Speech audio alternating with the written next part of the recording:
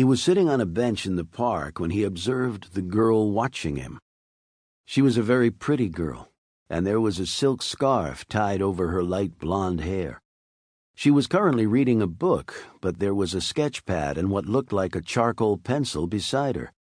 It was Tuesday, September 16th, the first day of school, and the park had magically emptied of the rowdier element. What was left was a scattering of mothers with infants, a few old men sitting by the war memorial, and this girl, sitting in the dappled shade of a gnarled old elm. She looked up and saw him. An expression of startlement crossed her face. She looked down at her book, looked up at him again and started to rise. Almost thought better of it. Did rise. Sat down again. He got up and walked over, holding his own book, which was a paperback Western. "Hello," he said agreeably. "Do we know each other?" "No," she said. "That is, you're Benjamin Mears, right?" "Right." He raised his eyebrows. She laughed nervously, not looking in his eyes except in a quick flash to try to read the barometer of his intentions. She was quite obviously a girl not accustomed to speaking to strange men in the park. "I thought I was seeing a ghost." She held up the book in her lap. He saw fleetingly that Jerusalem's Lot Public Library was stamped on the thickness of pages between covers. The book was Air Dance, his second novel. She showed him the photograph of himself on the back jacket, a photo that was 4 years old now. The face looked boyish and frighteningly serious. The eyes were black diamonds. "Of such inconsequential beginnings, dynasties are begun," he said. And although it was a joking, throwaway remark, it hung oddly in the air, like prophecy spoken in jest.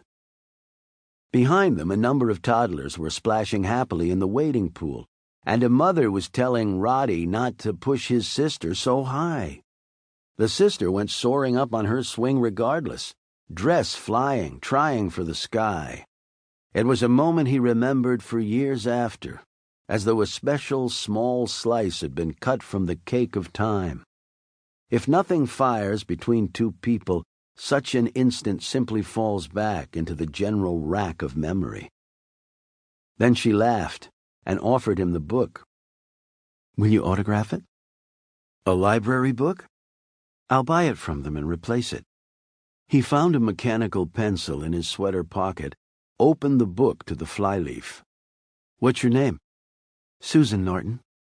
He wrote quickly without thinking. "For Susan Norton, the prettiest girl in the park, warm regards, Ben Mears." He added the date below his signature in slashed notation.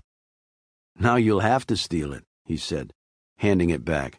"Air Dance is out of print, alas." "I'll get a copy from one of those bookfinders in New York."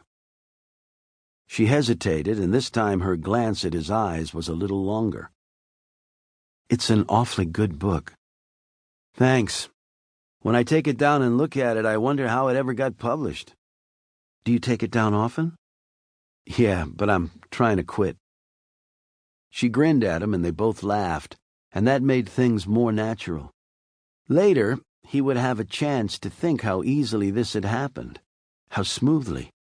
The thought was never a comfortable one. It conjured up an image of fate, not blind at all, but equipped with sentient 20/20 vision, and intent on grinding helpless mortals between the great millstones of the universe to make some unknown bread. "I read Conway's Daughter, too. I love that. I suppose you hear that all the time." "Remarkably little," he said honestly. Miranda had also loved Conway's Daughter, but most of his coffee house friends had been non-committal, and most of the critics had clobbered it. Well, that was critics for you. Plot was out, masturbation in. "Well, I did." "Have you read the new one?" Billy said keep going. "Not yet. Miss Coogan at the drugstore says it's pretty racy." "Hell, it's almost puritanical," Ben said. "The language is rough, but when you're writing about uneducated country boys, you can't... Look, can I buy you an ice cream soda or something? I was just getting a hanker-on for one." She checked his eyes a third time, then smiled warmly. "Sure, I'd love one. They're great in Spencer's." That was the beginning of it.